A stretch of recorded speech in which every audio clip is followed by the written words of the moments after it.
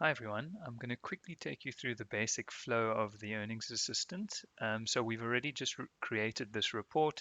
Here's the basic details you see on the banner of this page here. So this is the reference, the name of the claimant, the description that I've inputted there, the claimant's date of birth. This just gives me an idea of how old the claimant currently is today. Here's the date of accident, and here's the age that the claimant was at the date of the accident. So that will give you those insight into that at a glance. If I want to change it for whatever reason, I can quickly change it and click save changes, and it will implement the new changes. Okay, so once we into this screen, you'll see there are three tables. The first one is titled factual earnings to date of accident. So this is the claimant's career history. In this table, you are entitled or you're able to input the claimant's career history um, in a table format similar to what a lot of you do in your report anyway. Um, so if I had to show you, you'll see date or age here. So in this block here under date or age, I can either type in age 20, and that will already give me the date at which the claimant was 20 years old.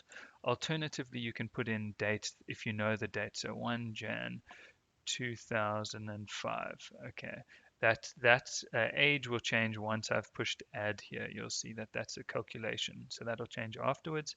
The idea here, again in this row, is to input all changes in career or changes in jobs or income um, prior to the accident. Okay, so the idea here is for the last row or last line in this table, career history, to be the last change in earnings or the income that the claimant was earning just prior to the accident. Okay, so no date here in this table should be after the date of the accident. Okay, there should be a warning if you do try put in a date here that is after the date of the accident, you should get an error there. Okay, so here you've got your date or age, so you can input, as I said, either age 20 and it'll work it out, or you can put in a date 2004. Okay, let's make that 2005 there. And under amount now, you put in what the income or reported income is that the claimant gave to you. I'll put 5,000 here. Frequency per month, obviously per month, per week, if that income was weekly, fortnightly, so every 2 weeks, or every year, or was it a once-off payment? Okay. Here, terms. Okay, so the terms is quite important. That is a snapshot of when this income was applicable. So it will hopefully prompt you to ask, or receive a payslip. So if you're seeing that this payslip or this income here, 5,000 per month, on a payslip, the suggestion here would be to use for the terms, use the date of the payslip that you received. Okay, so say for instance we received a payslip for December 2005, you would put December 2005. And the terms, whereas the date here is day, month, year, the terms here for simplicity's sake is just month and year. Okay, so when you're inputting that, I'd put month and year. Increases, you'll see three options. Generally, I would suggest using earnings inflation. The benefit of the doubt earnings inflation. That implies that there's no real increases in income, and you'll notice that there's that in the graph it should be a flat line, so that the assumption there is that every year there will be an inflationary update granted to the claimant.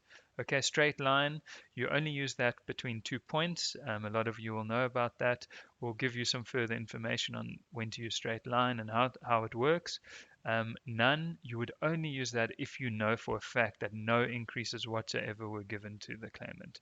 Um, okay, so I'll default to that. Once you're happy, you can put in a comment again. It's at your discretion what you want to put in. You could either say the job title or the business that the claimant worked at, or you could note that this was from a pay slip, that this income dated December 2005. So again, comment here is literally just what would appear when you have your table printed out, that somebody can read at a later stage. Okay, and you push add here, and you should immediately note that in this graph, a graph appears which you can then go look at.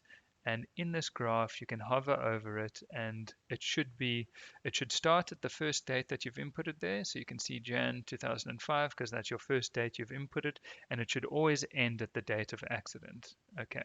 As you add other lines, you should see changes in income. So I'm quickly going to go 6,000 per month.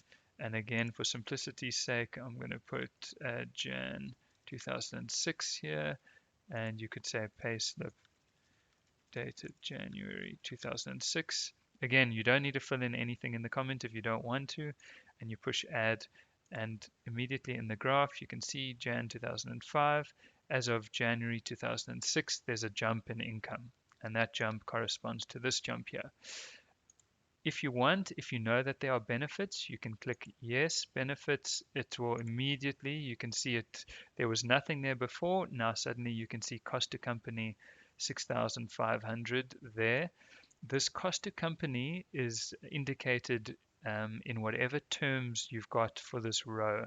So that cost to company 6,500 will be in January 2006 terms. This graph, however, will be in current terms. So you'll note, how did 6,500 suddenly become 16,272 Rand per month? That is because this graph automatically updates whatever income you've got here into current terms. So it's converting it from 2006 terms into 2020 terms. Okay, perfect.